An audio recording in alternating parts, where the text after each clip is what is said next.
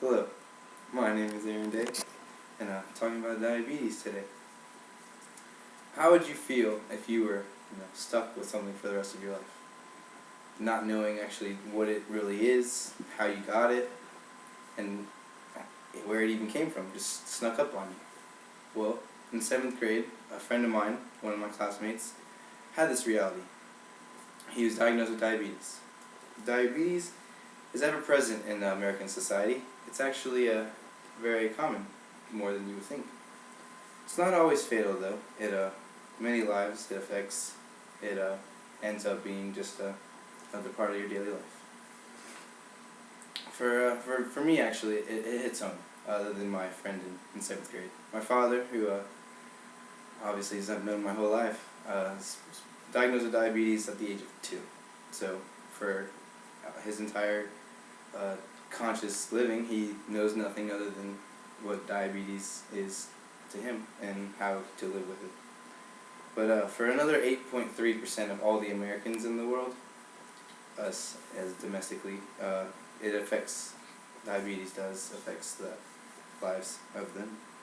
So tonight I'm going to elaborate a little bit more on what diabetes is, the specifics of it to the general population, how you live with it, how the people who get diagnosed cope with their newfound disease, and how you can support and kind of help fund the research for a cure that has yet to be discovered. Essentially, diabetes is the body's inability to produce glucose or to convert glucose into energy. The foods that are very vital for diabetics would be the carbohydrates, which, when digested, are converted to the glucose. So, as you can imagine, the body having a difficult time producing those carbs into any sort of energy for diabetics is kind of important. There are two main types of diabetes. There's type 1 and type 2. Type 1 most frequently is found in children and younger adults, but it's not limited to them. It happens in about 10 to 15% of all diabetics actually have type 1 diabetes. Researchers have attributed it to genetics for type 1, but they're still not 100% sure on what the real cause is. The other type 2, is a most common type of diabetes you'll encounter. It counts for 90 to 95% of all the diabetes there is in the world. And studies show that it's usually in young developing children, or recent studies actually have shown this, whereas older studies thought it was more in an older population, an older age group. Type 2 is attributed to a lack in physical activity, or a physical inactivity, as many would call it, and also obesity. Many overweight people have this issue with diabetes. It's not moving around or eating the healthy foods. How do you live with diabetes? Diabetes actually, it'll affect your whole family, especially when you're a child. When your child is diagnosed, with your parent, your sibling, or a family member, your support and an understanding of the disease actually will go a long way with helping the rest of your family, or the member of your family that has been diagnosed. Are you worried about the medical care and cost, and how to manage your diabetes at school? A lot of people ask the same questions.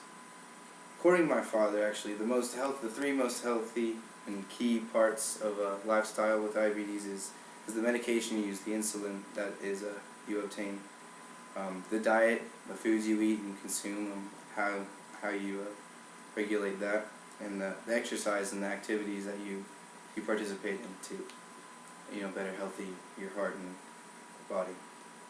Insulin is the most important way a diabetic receives the necessary sugars for the body to function.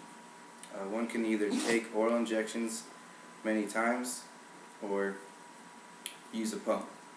My dad actually, for years, I remember he'd always be injecting himself repeatedly every day, causing pain and ultimately leading to disfigurement in some body parts. Until recently, a few years ago, he discovered the pump. Very, very handy little contraption. He holds it right here on his belt, and just another injection, but not as frequent, just right into his side, and it actually regulates its own self to give the necessary insulin to the body. Fruit and veggies are obviously very important, as well as whole grains, fish, skinless chicken, turkey, and avoiding any unnecessary fats. Not all fats are bad, just the unnecessary ones. Sugars are also a key part of eating someone with diabetes. Regulating the amount of sugar, whether you have low or high blood sugar level, is key. Anyone who wants to live with a healthy lifestyle knows that physical activity is key, not only for diabetics, but anyone who doesn't want to be overweight. For diabetics, it's no different. Just you gotta regulate what you do physically.